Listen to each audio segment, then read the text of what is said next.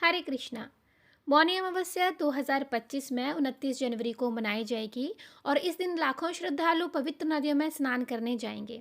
ऐसा करने से व्यक्ति के सभी पाप नष्ट हो जाते हैं और मोक्ष की प्राप्ति होती है। मोक्ष प्राप्त करने के लिए आपको पवित्र नदियों में स्नान करना है।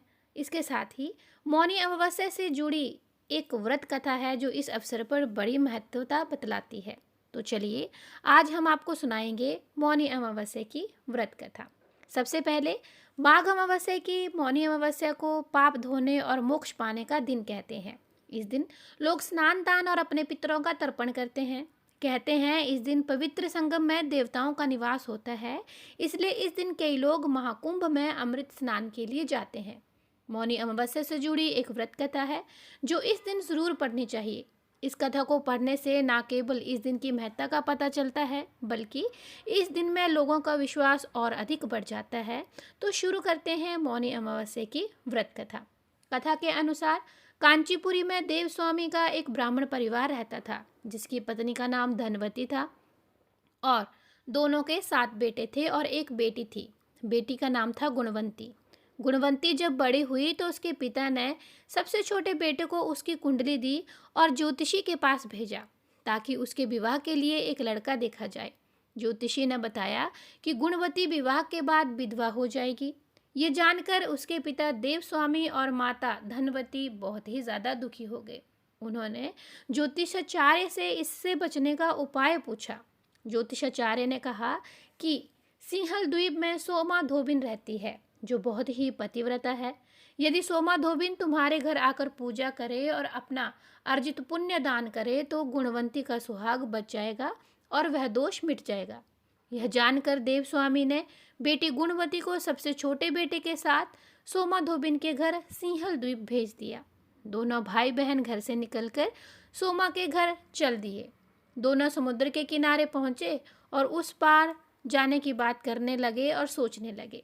लेकिन इसमें काफ़ी समय बीत गया और दोनों को भूखे और प्यास भी लगी थी। भूखे प्यासे दोनों भाई बहन एक पीपल के पेड़ के नीचे बैठ गए। उस पेड़ पर एक गिद्ध का परिवार भी रहता था। गिद्ध के बच्चों ने गुणवती और उसके भाई की बातों को सुन लिया। गिद्ध के बच्चों ने अपनी माँ को गुणवंती और उसके भाई के बारे में बताया। तब गिद्धों की माता ने अपने बच्चों को भोजन कराया और गुणवंती के पास गई। उसने कहा कि वो उन दोनों को सोमा धोबिन के घर पहुंचा देगी। अगली सुबह गिद्ध माता ने गुणवंती और उसके भाई को समुद्र पार कराया और सोमा धोबिन के पास ले गई। गुणवंती सोमा धोबिन के घर के पास ही रहने लगी। रोज सोमा के घर वालों के उठने से पहले गुणवंती उसके घर को लीप देती थी। एक दिन सोमा ने अपनी बहू से पूछा कि रोज घर के काम कौन करता है, घर को कौन लीपता है। तब उसमें से एक ने कहा, उसके अलावा ये काम कौन करेगा। सोमा को विश्वास नहीं हुआ। वह पूरी रात जागती रही। सुबह होते ही उसने देखा कि एक युवती उसके आंगन में आई, आंगन की सफाई करी और आंगन को लीपने लगी। तभी सोमा उसके पास आई और पूछा कि तुम कौन हो और ऐसे क्यों कर रही हो। तब गुणवंती ने अपने आने का कारण बताया और पूरी बात बताई। इस पर सोमा ने कहा कि तुम्हारे पति की रक्षा के लिए मैं तुम्हारे साथ तुम्हारे घर चलूंगी। एक दिन सोमा गुणवंती के घर आई और उस दिन गुणवंती का विवाह हुआ। सप्तपदी होते ही उसका पति मर गया। सोमा ने तुरंत अपने संचित पुण्य का फल गुणवंती को प्रदान कर दिया। इसके बाद गुणवंती ने भगवान विष्णु की पूजा कर पीपल के पेड़ की 108 परिक्रमाएं की, जिसके बाद गुणवंती का पति जीवित हो उठा। सोमा ने उन्हें सौभाग्यवती का आशीर्वाद देकर अपने घर लौट आई। उधर गुणवंती को पुण्य फल देने के बाद सोमा के पुत्र जमाता तथा पति की मृत्यु हो गई। सोमा ने पुण्य फल संचित करने के लिए मार्ग में पीपल वृक्ष की छाया में विष्णु जी का पूजन करके 108 परिक्रमाएं की। इसके बाद परिवार के मृतक जन जीवित हो गए।